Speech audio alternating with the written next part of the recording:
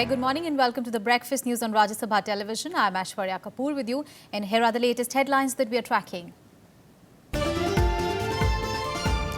Setback for Arunachal Congress. Chief Minister Prema Khandu, 43 other MLAs joins People's Party of Arunachal. Congress puts the onus on BJP. BJP blames internal dissent in Congress for the turmoil.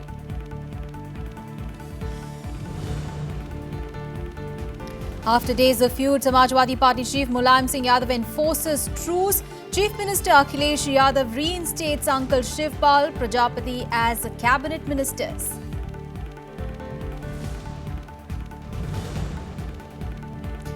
Vice President Mohammad Hamid Ansari arrives in Venezuela to attend the 17th NAM summit. India to raise concerns over terrorism at the summit.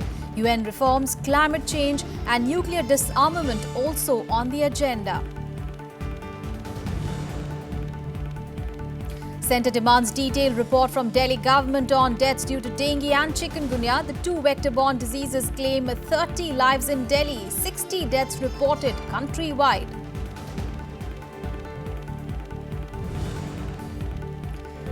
And Narsingh Yadav doping case referred to the CBI. The wrestler was banned for 4 years after the WADA moved the court of arbitration.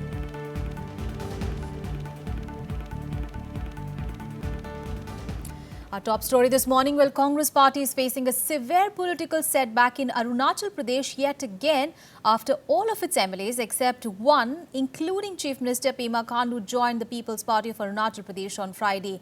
Now, Arunachal Pradesh Chief Minister Pema Khandu said the decision to join the PPA was conscious and unanimous, as joining the only regional party of the state was in the interest of the state and its people.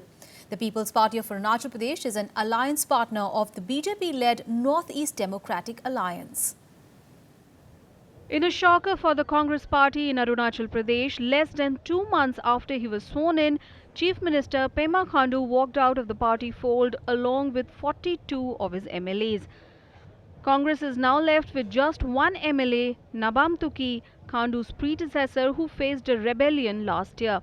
Khandu, who was made the Chief Minister as part of a compromise formula after the Supreme Court reinstated Tuki's government, has joined People's Party of Arunachal Pradesh, virtually turning the Congress government in the state to that of PPA. Congress has termed it as politics of blackmail. अभी अरुणाचल ये blackmailing politics हो रहा है BJP का उनका ऊपर. ये under pressure जो बीजेपी गवर्नमेंट ने उनका ऊपर प्रेशर डाला है कि सारा सेंट्रल फंड बंद हो जाएगा, कोई डेवलपमेंट नहीं होगा, तो वही ब्लैकमेल के लिए वो लोग अभी कांग्रेस छोड़ के वो डायरेक्ट बीजेपी ज्वाइन नहीं किया है, अपना पार्टी बनाया है. The BJP, however, has blamed internal dissent in the Congress for the political turmoil in the state. The entire MLAs, ministers, led by the Chief Minister, they have gone to a regional party. They have this illusion with their own leadership. If their Chief Minister and their ministers have to wait for days to meet their own leadership in Delhi, how can they stay in such party? They are very emotional. They were saying that publicly also, that they don't want to remain in Congress party. The Arunachal Pradesh Assembly's total strength is 60, out of which Congress has 47 MLAs, BJP has 11 and there were 2 independents.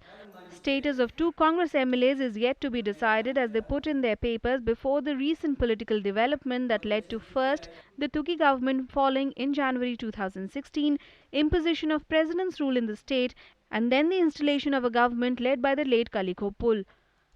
Vishal Daya's report for Rajya Sabha TV. Moving on to the other top story, well, SP Supremo Mulayam Singh Yadav brokered peace between the warring faction in his family and party on Friday through a series of meetings with both Chief Minister Akhilesh Yadav and Shivpal Yadav. It has now been decided that Shivpal Yadav will be reinstated and handed over his 3 portfolios. The compromise formula also includes the reinstatement of Gayatri Prajapati, who was sacked by the Chief Minister. Now, speaking to the media after the decisions were finalized, Shivpal Yadav maintained that Akhilesh Yadav will remain the Chief Ministerial face of the party. मैं कह रहा हूं, party के अंदर हमारा किसी से मतभेद न, हमारे किसी नेता का चाहे अध्यक्ष हो, चाहे रामपाल हो, कोई हो, कोई मतभेद नहीं.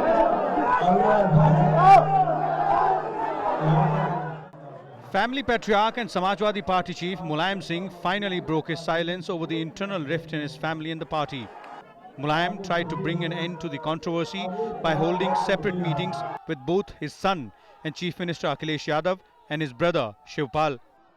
In a bid to pacify Shivpal, Mulayam rejected his resignation as the party's state unit chief and announced the reinstatement of Gayatri Prajapati as minister. Shivpal's supporters gathered outside his residence in Lucknow, shouting slogans in his favour. Shivpal later told them that he is with Mulayam. Netaji की बात तो मानना है मुझे और नेताजी जो भी फैसला करेंगे और कल करेंगे बात सुन करके जो भी नेताजी फैसला करेंगे अब कल फैसले करते जा रहे हैं. Meanwhile, in an interview to a private channel, Chief Minister Akhilesh Yadav indicated that he felt bad when he was removed as the party's state unit chief, but wants to have a say in the ticket distribution for the forthcoming assembly elections. However, signalling rapprochement with his uncle Shivpal, he rejected the latest resignation from the Council of Ministers. इसीलिए आपसे कह रहा हूं कि मैं नेताजी से मिलकर के आया हूं और मैंने नेताजी से कहा ही दूसरी बात ये कही है और जो मैंने अपने आप फिर सोचा है यही मैं कहा कि नेताजी आपको जो अच्छा लगे जो जिसमें आपकी खुशी हुई वो फैसला मैं लूंगा. Mulayam had rushed to Lucknow from Delhi on Thursday evening after the public feud between Akhilesh and Shivpal deepened. Vishal Dahiya, Rajya Sabha TV. And after the week-long unrest in Karnataka regarding the Kaveri water sharing issue, Tamil Nadu and Puducherry also faced problems due to a day-long bandh on Friday. Well, this bandh was supported by the opposition parties DMK, Congress, MDMK, PMK, TMC and the left.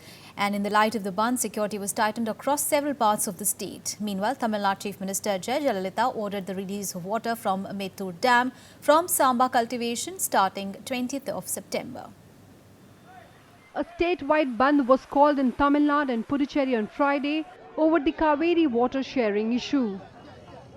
The bandh call given by the traders and farmers is to protest against the violence targeting Tamils in Karnataka. The protesters are also demanding a long-term solution to the Kaveri water issue. Barring the ruling AIA-DMK party, all other major political parties extended their support to the bandh call. Top opposition leaders M.K. Stalin and Kanimuri of the DMK and MDMK's Vaiko were also taken into custody as they supported the shutdown over the Kaveri issue. And we want the Kaveri issue resolved for once for all. Every time this becomes a problem, every time the farmers are affected, and the Supreme Court order should be carried out in full, and Tamils have to be protected in Karnataka. பிரச்சனைகளுக்கு தீர்வு காண வேண்டும் என்பதனால்தான் திமுக அறிவிக்காமல் மாற்றார் அறிவிக்கின்ற போராட்டத்தில் கூட பெரும்பகுதியான இடத்தை திராவிட முன்னேற்றக் கழகம் இன்று ஆக்கிரமித்து போராட்டத்தை தொடர்கிறது. The Tamil Nadu Farmers Association also staged a rail roko at Saidapet railway station in Chennai. They are demanding the Prime Minister's intervention into the matter. As a precautionary measure, educational institutions and other installations remained closed in Tamil Nadu. Companies of Rapid Action Force and paramilitary forces were deployed at the border to ensure there are no untoward incidents. Public transport stayed off the roads, causing inconvenience to daily commuters. ना ही कहीं violence हुआ है, ना ही कहीं पे आतंक होने की किसी को जरूरत है. ये हमारा स्टेट बॉर्डर है, यहाँ पे काफी एंट्री मतलब बहुत सारे प्राइवेट पब्लिक व्हीकल्स आते जाते रहते हैं सुबह से शाम तक, तो किसी तरह का यहाँ पे समस्या ना हो इस कारण से यहाँ पे फोर्स ज्यादा लगाया है हमने. Protests were also held in Bengaluru, where members of the KRV were detained by police after they staged a protest. As a preventive measure, Section 144 has been extended in Bengaluru till September 25th midnight. How to protect Tamilians here in Karnataka, and the same this one Tamil Nadu has to protect the interest of Karnataka people over there. But it's but natural land, it's the law of the land, and it's our duty, the state's duty to protect the land, and we are doing it, and we are committed to do so. Kaveri water dispute sharing is an emotive issue, and owing to that, these issues had occurred. Now the point is that we have been able to control the situation effectively and quickly, without any delay, and there is no cause for worry now. Several Tamil outfits in Puducherry also called for a ban to condemn the violence against Tamils in Karnataka. Bureau Report, Rajya Sabha TV. News from the national capital now. Well, the centre has asked for a detailed report from the Delhi Health Ministry on the spiralling cases of chikungunya in the Indian capital.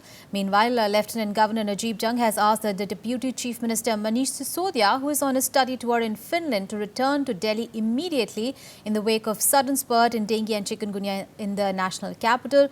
However, Delhi is not the only state facing a health crisis, as the country has recorded more than 12,000 chikungunya cases so far this season. Union Health Minister J.P. Nadda and his Delhi counterpart Satyendra Jain met on Friday and reviewed the crisis arising out of the rise in the number of dengue and chikungunya cases in the national capital.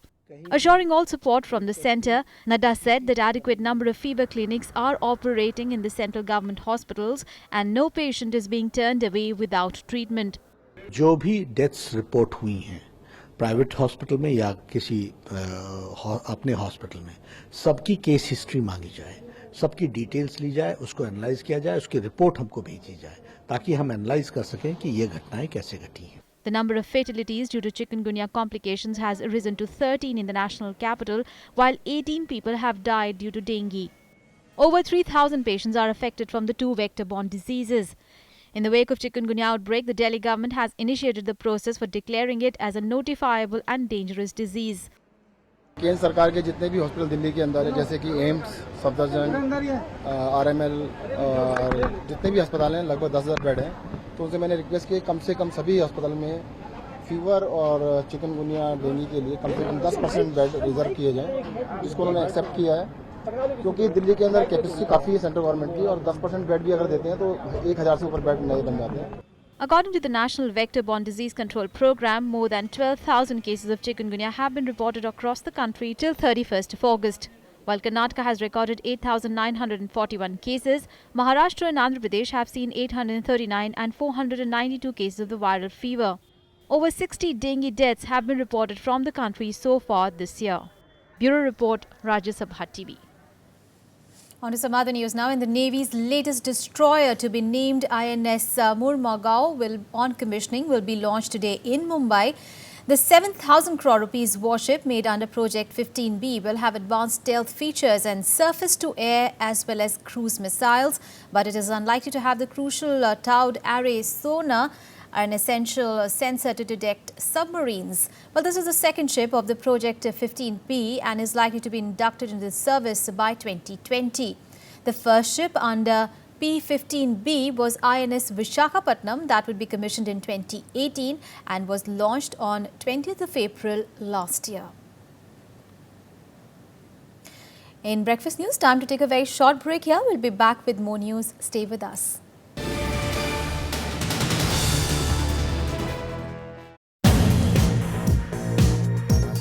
Welcome to this episode of Eureka. This institute is more than about 60 years old. So this is the first institute probably in the world to give the concept of oral vaccine. So on cholera and leishmania, this institute is worldwide known. Jawaharlal Nehru, many of them actually inspired that there should be an institute like that, which is striving for understanding the parasite biology and major epidemics in the country and develop the drugs for that. Watch Eureka with Professor Samit Chattopadhyay, Director CSIR IICB Kolkata, only on Rajya Sabha TV.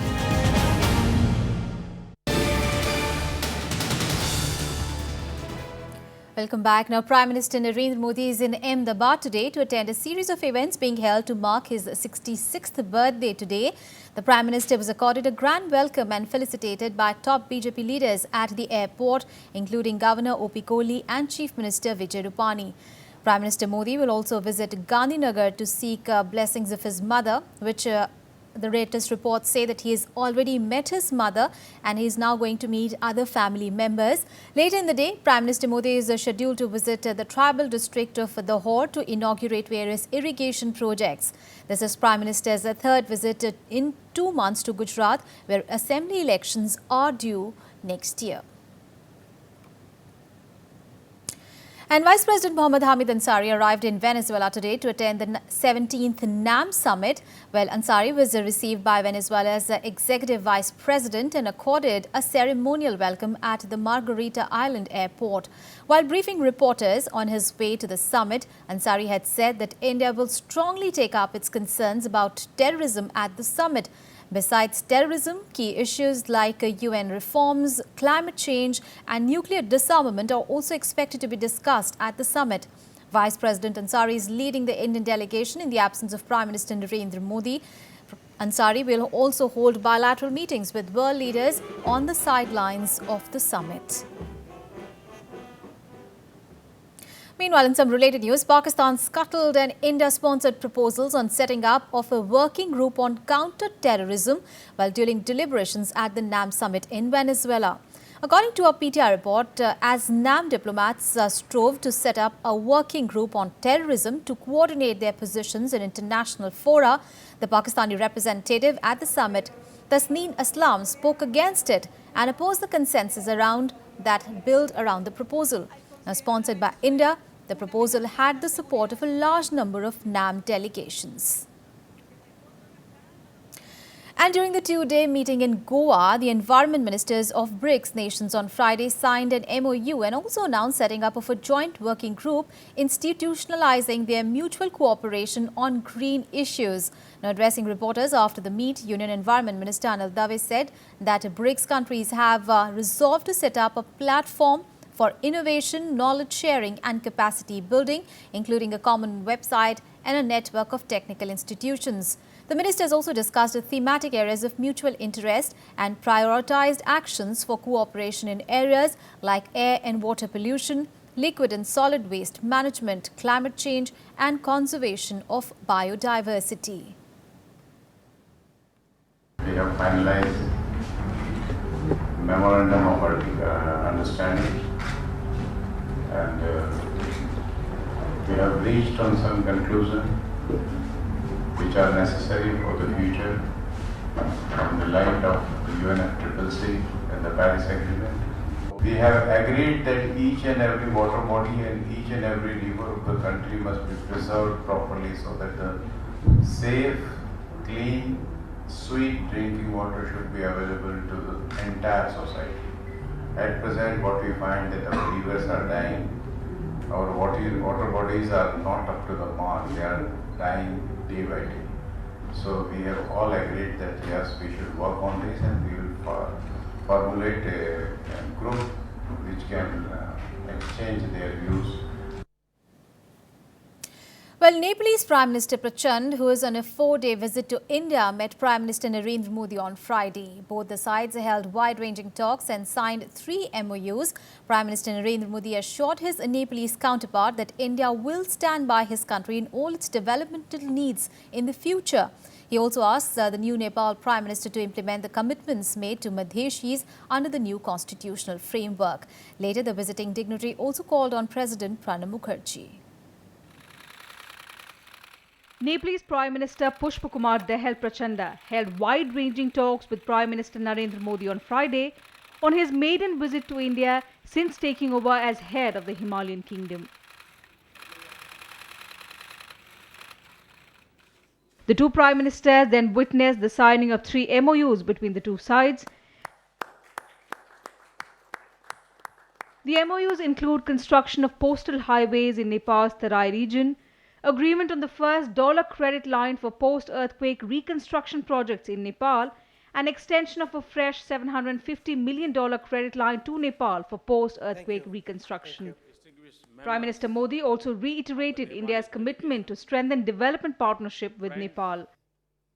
Trade, connectivity in all its dimensions, development projects and mutual investments are key pillars of our partnership with Nepal. India's initiatives are open sky, cross-border, power trade, transit routes, cross-border connectivity would directly benefit Nepal and help strengthen our economic partnership.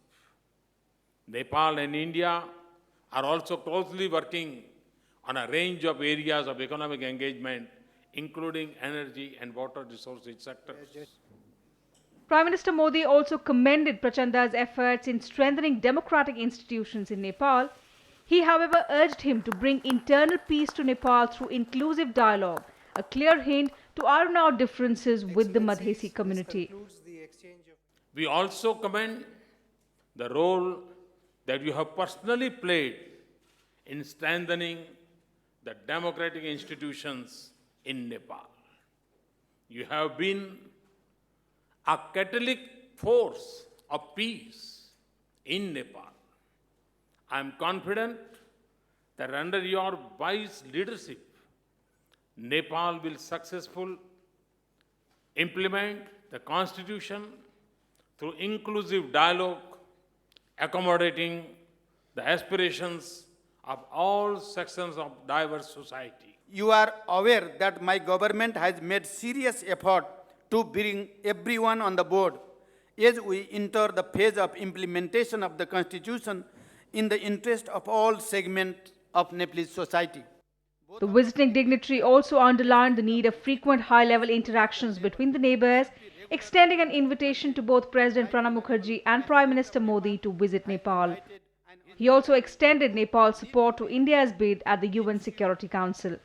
India is rising in its global stature and it has a visible mark in global arena as the largest successful world democracy. I assured Prime Minister Modi ji that Nepal fully supports India's aspiration for greater roles in international institutions. Earlier in the day, the Nepalese Prime Minister was accorded a ceremonial reception at the Rashtrapati Bhavan. Seemingly, there is a change of heart in Nepal's politics, and if it continues so, there will be no hiccup in prosperity of Nepal and its relationship with India. Akhilesh Suman for Rajya Sabha Television with camera person D.K. Pandey in Delhi. On to some international news. At least 25 people have been killed in a suicide bombing claimed by a Taliban splinter group at a mosque in Pakistan. The blast struck as the people gathered for Friday prayers in the village of Pai Khan in Mohammed Agency district. The suicide bomber allegedly screamed Allahu Akbar and detonated himself inside a packed mosque. Officials said that 30 others were injured and there were fears that the death toll could rise as rescue operations continued.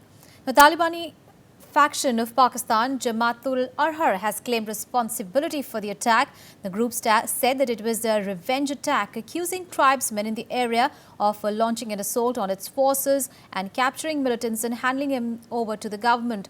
The Pakistan Prime Minister Nawaz Sharif has condemned the bombing. He said attacks by the terrorists cannot shatter the government's resolve to eliminate terrorism from the country. News from the Middle East now, and there are signs of growing tensions between the US and Russia over Syria 4 days after a ceasefire came into effect in the country. Now, Moscow warned it could resume airstrikes on moderate rebel groups unless Washington did more to distance them from extremists. In turn, the US voiced concern about delays in providing humanitarian aid to Aleppo and other besieged areas. On Friday, US Secretary of State John Kerry and Russian Foreign Minister Sergei Lavrov discussed the crisis in a telephone call. Now, Kerry warned Moscow that US-Russian joint military planning would not happen until humanitarian aid began to arrive. The UN says it is still waiting to be able to deliver aid to the besieged areas, especially that of Aleppo. Meanwhile, truce breaches by Syrian troops and rebel groups have also been reported. If the cessation holds for 7 days, the US and Russia have agreed to plan joint attacks on the Al-Nusra Front as well as the Islamic State. Some more international news now. Here is the World Wrap.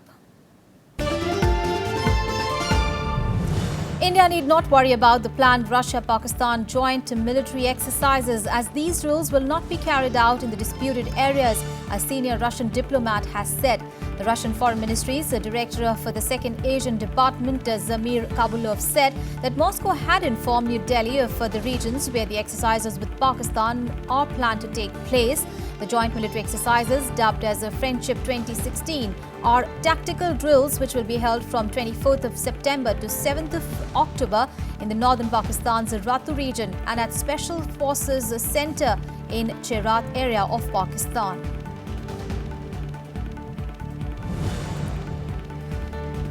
EU leaders say that they have come up with a roadmap of strategies for rebuilding public trust in the European Union after the shock of Britain's vote to leave. It was the EU's first major meeting as 27 without the UK present. German Chancellor Angela Merkel said the 27 had agreed at a day-long summit to use the next 6 months to develop a plan to invigorate the union. However, among pledges of cooperation, arguments over how to handle the influx of refugees rumbled on. US First Lady Michelle Obama hit the campaign trail in support of Democratic presidential nominee Hillary Clinton on Friday. At an event in Northern Virginia, Michelle Obama took a swipe at the so-called birther moment, once led by Republican rival Donald Trump. Earlier in the day, Trump abandoned his assertion that Barack Obama was not born in the United States after spending years promoting conspiracy theories that the country's first African-American president started life as a foreigner.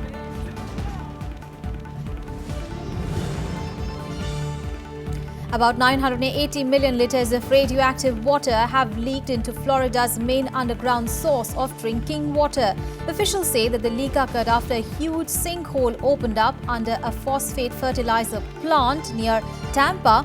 However, the phosphate company Mosaic said that the leak posed no risk to the public. It added that the contaminated water had not reached private supplies and the firm was recovering it using pumps.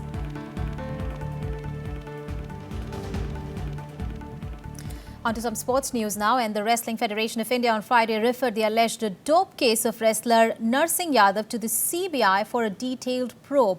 The developments came after WFI President Brij Bhushan Sharma Singh met Prime Minister Narendra Modi and requested him to forward Narsingh's case to the Central Bureau of Investigation for further probe. Narsingh was imposed a 4-year ban last month by the Court of Arbitration, which barred him from taking part in the Olympic Games. Narsingh Yadav had tested positive for a banned substance ahead of the Rio Games on 25th of June. The wrestler had alleged conspiracy against him, saying that either his food or drinks were spiked. However, failing to produce any real evidence regarding the sabotage theory, the grappler from Maharashtra was debarred from representing India at the Rio Games in the 74-kilogram freestyle wrestling event. And tennis news, in the Davis Cup World Group Playoff, India lost their opening encounter against Spain on Friday. In the first singles match, India's Ramkumar Ramanathan lost to Feliciano Lopez 6-4, 6-4, 3-6, 6-1 to give Spain a 1-0 lead. Now, Ramanathan was earlier scheduled to play 14-time Grand Slam champion Rafael Nadal before the Spaniard pulled out of the match due to a stomach bug. Now, India and Spain have locked horns thrice so far in the Davis Cup, with the European nation leading the head-to-head record 2-1. The winners of the tie will advance to the World Group. India had beaten Korea 4-1 in the Asia-Oceania Group 1 second-round tie. Now, Liana Pace will pair up with Saket to face French Open champions Feliciano Lopez and Marc Lopez in New Delhi today. And that's it from me and my team in this edition of news. Thanks so much for watching.